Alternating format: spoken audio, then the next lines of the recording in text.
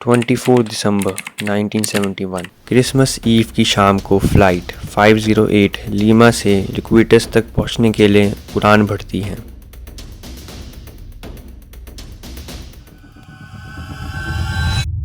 इस प्लेन में 91 लोग ट्रैवल कर रहे थे, जिसमें से 6 क्रू मेंबर थे और 86 पैसेंजर्स थे।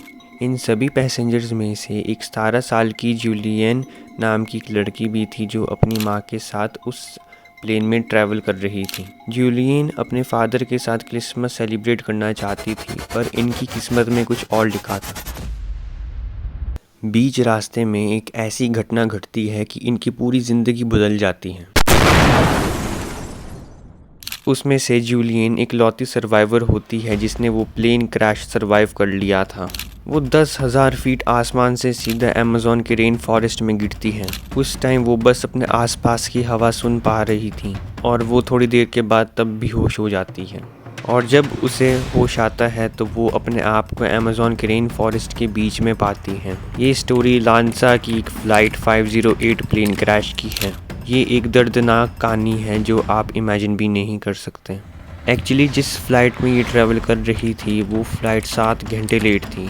फ़्लाइट के टेक ऑफ करने के 40 मिनट बाद पैसेंजर्स को कुछ टर्बुलेंस फील होती है। सब लोग इसे एक नॉर्मल टर्बुलेंस कह के इग्नोर कर देते हैं, बट वो ही नॉर्मल टर्बुलेंस इतनी तेज़ हो जाती है कि उस प्लेन में बैठे हुए लोग बहुत तेज़ी से चिल्लाने और रोने लगते हैं। लोगों का प्लेन में रखा हुआ सामान इधर से उधर उड़ रहा होता है। जब जूलियन अपनी विंडो के बाहर देखती है तो वो देखती है कि उसके एयरप्लेन के आसपास बहुत ज़्यादा बिजली कड़क रही थी, जिससे वो थोड़ा डर जाती है। 10 मिनट बाद वो और उसकी माँ दोनों बाहर देखते हैं और वो देखते हैं कि फ़्लाइट के इंजन में एक बहुत तेज़ लाइट चमक रही होती है। उसी वक्त उसकी माँ कहती है कि ये सब कुछ ख़त्म हो गया है, अब कुछ नहीं बचेगा। ये वर्ड्स उसके माँ के आखिरी वर्ड्स थे जो जूलियन ने उनसे सुने थे। तब अचानक से वो फ़्लाइट हवा में 2 हिस्सों में बट जाती है और जूलियन अपनी सीट के साथ अपने आप को हवा में पाती है।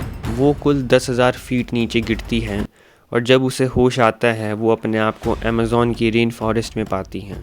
इतनी ऊंचाई से गिरने के कारण उसकी कॉलर वाली बोन टूट जाती है और काफ़ी गहरे कट्स उसे लग जाते हैं। बट जो भी वो इंजरीज पाती है अपनी बॉडी में, वो उसे ज़्यादा सीरियस नहीं लेती।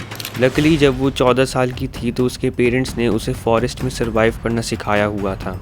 होश में आने के बाद वो अपनी माँ को ज़ोर ज़ोर से आवाज़ लगाती है, बट उसे बस फॉरेस्ट की आवाज़ सुनाई देती है। वो फिर डिसाइड करती है कि जहाँ एयरप्लेन क्रैश हुआ है वहाँ से कुछ खाने के लिए ढूंढेगी, बट उसे मिलता है एक बैग स्वीट्स का। जूलियन बहुत डरी होती है क्योंकि उसके पास ज़्यादा खाने का मटेरियल नहीं होता और उसे डर होता है कि वो स्टारवेशन के कारण सर्वाइव ना कर पाए। कुछ देर बाद जूलियन को हवा से रेस्क्यू प्लेन्स की आवाज़ सुनाई देती है, बट वो जूलियन को नहीं देख पाते और ना ही क्रैश की साइड को, क्योंकि अमेज़न का रेन फॉरेस्ट बहुत डेंस होता है। अगर जूलियन को सरवाइव करना था तो वो अपने दम पे करना था। वो अगले 10 दिन ऐसे ही ट्रैक करती रहती है जगह जगह। वो अगले 10 दिन तक स्वीट्स और वाटर के ज़रिए सरवाइव करती है। 11वें दिन में वहाँ के कुछ लोकल्स की बोट मिलती है जूलियन को, तो वो उन बोट्स के पास जाती है और देखती है वहाँ पे फ्यूल रखा हुआ था। तो फ्यूल को रखा हुआ देख जूलियन ने थोड़ा बहुत फ्यूल लिया और अपने कट्स के ऊपर लगाने लगी। ये चीज़ भी जूलियन के पेरेंट्स ने उसे सिखाई थी, इससे वो अपने कट्स में इन्फेक्शन होने से रोक सकती थी। लकीली उस दिन कुछ देर के बाद लोकल्स आए उसी जगह में जहाँ पे जूलियन थी। उन्होंने जूलियन को पहली बार देखा तो उनको लगा कि ये कोई वाटर गॉडेस है। फिर वो जूलियन को आसपास के विलेज में लेके गए, उसकी ट्रीटमेंट कराई। एक दिन बाद वो अपने फादर से भी मिलती है। कुछ दिन बाद क्रैश साइट में रिसर्च होती है तो पता लगता है उस प्लेन क्रैश में उसकी माँ भी सरवाइव कर लेती हैं, बट वो काफ़ी इंजरीज के कारण चल नहीं पाती और खाना ना मिलने के कारण सरवाइव नहीं कर पाती। तो दोस्तों, आपको कैसी लगी आज की ये छोटी सी स्टोरी? अच्छी लगी हो तो लाइक करना, सब्सक्राइब करना इस चैनल को।